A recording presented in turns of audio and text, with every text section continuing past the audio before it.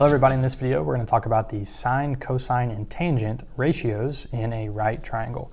So here we have a right triangle, triangle ABC, and I've labeled our side lengths with just x, y, and z. And we're going to talk about these ratios, sine, cosine, and tangent, and talk about which sides of the triangle we're going to use, and then I'm actually going to give us an acronym. It's not my own acronym, I was taught it, and a bunch of people around the world already know what it is, but it is very helpful for remembering which of the side lengths go with which of these trig ratios.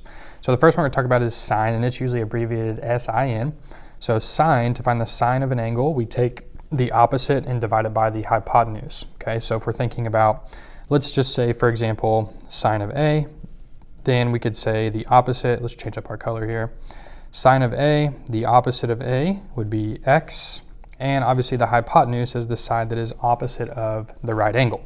So for here, we're going to say the sine would be, let's say the sine of A would be equal to, and we'd say x over z, opposite side over the hypotenuse side. Okay, so for cosine, we have now adjacent over hypotenuse. So let's stick with our angle A, cosine of A. And we could also do all of these trig ratios with angle B. We just don't want to do it with the right angle, but we do it with the other two acute angles in the right triangle.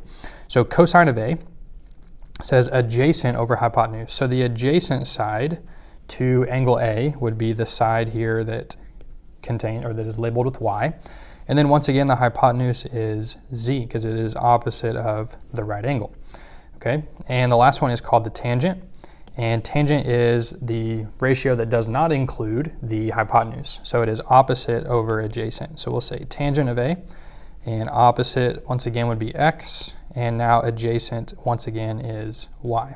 So those would be our trig ratios, sine, cosine, and tangent with this given right triangle with side lengths x, y, and z. So now, how do we remember that? How do we remember which of these ratios use which sides? We can remember SOHCAHTOA. SOHCAHTOA, all right? That's what I was taught when I was in geometry, and I know a lot of people know that, so it's not me coming up with this to help you, but this is something that I still remember to this day from my geometry class, and I teach it to my students, so this will help you. Okay, so SO stands for sine, opposite hypotenuse, cosine, adjacent over hypotenuse, and TOA, tangent, opposite over adjacent. Okay, so SOHCAHTOA, remember that. That will help you to memorize these trig ratios. All right, so let's do a couple examples now. So the first one says we're going to find sine of A, cosine of A, and tangent of A. Okay, so now instead of us looking at letters for the side lengths, we actually have some numbers here. Okay, so the sine of A, remember sine is opposite over hypotenuse. Okay, so 12 over 13, and if we can reduce that fraction, we will, but in this case we can't. We'll just leave it as 12 over 13. So now we'll do cosine of A. So cosine, we've got adjacent. Now here we might think, oh, is 13 adjacent? Technically it is, but more specifically that's the hypotenuse. Okay, so we don't want to count that as my adjacent side. My adjacent side is 5, my hypotenuse is opposite of the right angle, so 5 over 13. And lastly, let's do the tangent of A.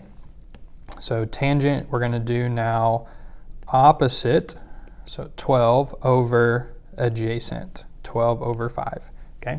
And we could reduce that if we wanted to a mixed number, but for trig ratios, let's leave it as an improper fraction so that we can tell what the side lengths originally were, okay? So that's our simple example for number 1, just writing down these ratios, okay? All right, now let's involve some angle measures a little bit, and let's use our calculator. Okay, so now I have my TI-84 plus CE graphing calculator, and one thing about using sine, cosine, and tangent, you want to make sure you are in the degree mode. So you can hit the mode button on your calculator and then just make sure it says degree and not radians, okay? All right, so example A, we have angle 25 here, 25 degree angle, and we're given a side length of 12 and a side length of x, and we want to find x. So to solve this, we want to think, okay, what two sides of the triangle are given to us? So now what ratio can we use? Well, from 25, we have the opposite side, and we have the adjacent side. Okay, so if we remember back to our ratios, opposite over adjacent, that's tangent. Okay, so now instead of saying tangent of A, we actually have 25 here. So we're going to say tangent of 25 is equal to 12 over x. And now we're just going to solve for x. So we're going to multiply both sides by x. So now we have x times the tangent of 25 is equal to 12. And now we can divide both sides by the tangent of 25. Okay, so now this is what we type in our calculator. And we're just going to do 12 divided by tangent of 25, hit enter. And this is going to give me 25 point, and I'm going to round it to the nearest tenth, so 25.7, okay? All right, let's look at B. Now for B, we have x and y, so we're missing the two legs of our right triangle, but we have this angle of 35 degrees right here. So let's focus on x right now. So we have opposite, and we are given the hypotenuse, okay? So we could think sine of 35, and opposite is x, and hypotenuse is 53. So now for this example, we just need to multiply both sides by 53, and that'll give us what x is equal to. So now we can just type in 53 times sine of 35, and that's going to give me 30.4. And once again, I'm rounding that to the nearest tenth of a decimal place. All right, and now let's do the same thing, but now for y. So now for y, if we still use the 35-degree angle, we are given the adjacent, y is the adjacent side, and 53 is still the hypotenuse. So now we can do the cosine of 35 is equal to y over 53. So that would be adjacent over hypotenuse. And now we're going to multiply both sides here by 53. And now we can type this in our calculator. So now we can do 53 times cosine of 35. And here we get y is equal to 43.4.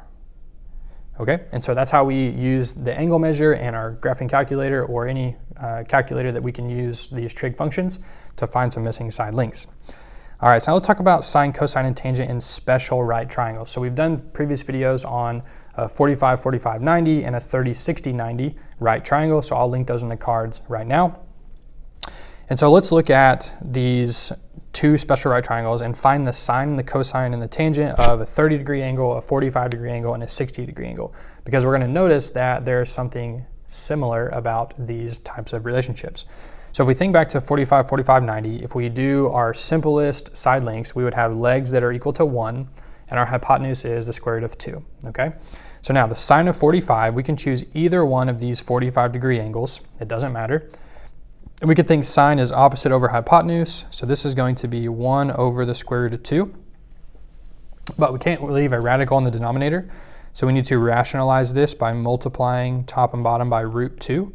So our final answer will be root 2 divided by 2, or root 2 over 2, and we'll leave it just like that.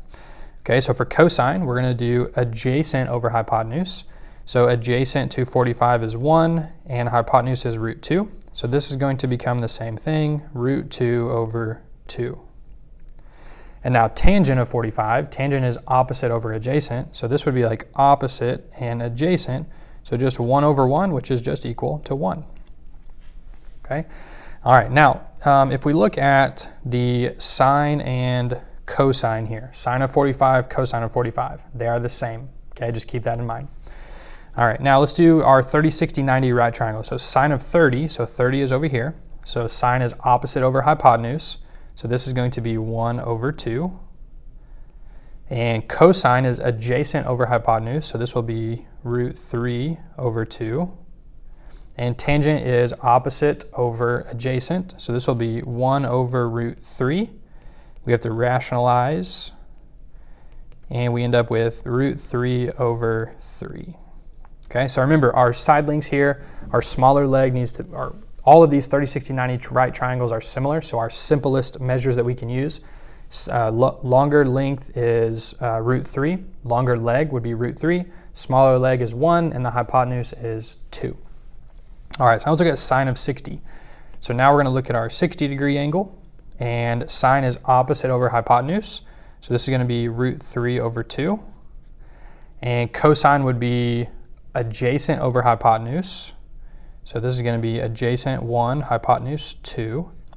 And then tangent would be opposite over adjacent. So this is going to be root 3 over 1, which is just root 3. Okay, so now hopefully we can see a little bit of a relationship here between sine and cosine. Okay, so sine of 45, cosine of 45, same. Sine of 30, cosine of 60, both 1/2. Cosine of 30, sine of 60, both root 3 over 2. Okay, so notice those angle measures there. 45 and 45, they add to 90. 30 and 60, add to 90. 30 and 60, add to 90. One was sine, one was cosine. Okay, so that brings us to this information here. Sine and cosine of complementary angles. So the sine of an acute angle is equal to the cosine of its complement, right? So the complement means they're going to add to 90. So the sine of 45 is equal to the cosine of 45. The sine of 30 is equal to the cosine of 60. The sine of 60 is equal to the cosine of 30, right? Same thing here, the cosine of an acute angle is equal to the sine of its complement. So down here it says if A and B are complementary angles. So if we have sine of some angle, right? So let's say sine of 30. So to find the cosine, we would do 90 minus 30 if we're just plugging 30 in here.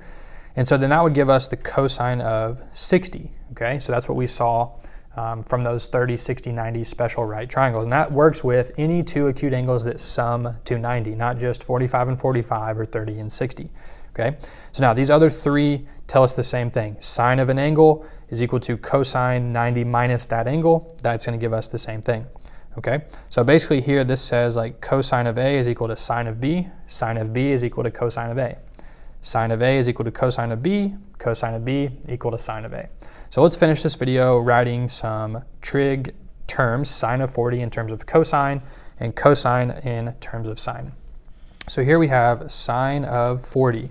So we're going to say that's equal to cosine of 90 minus 40. So that's going to give us the cosine of 50 degrees, okay?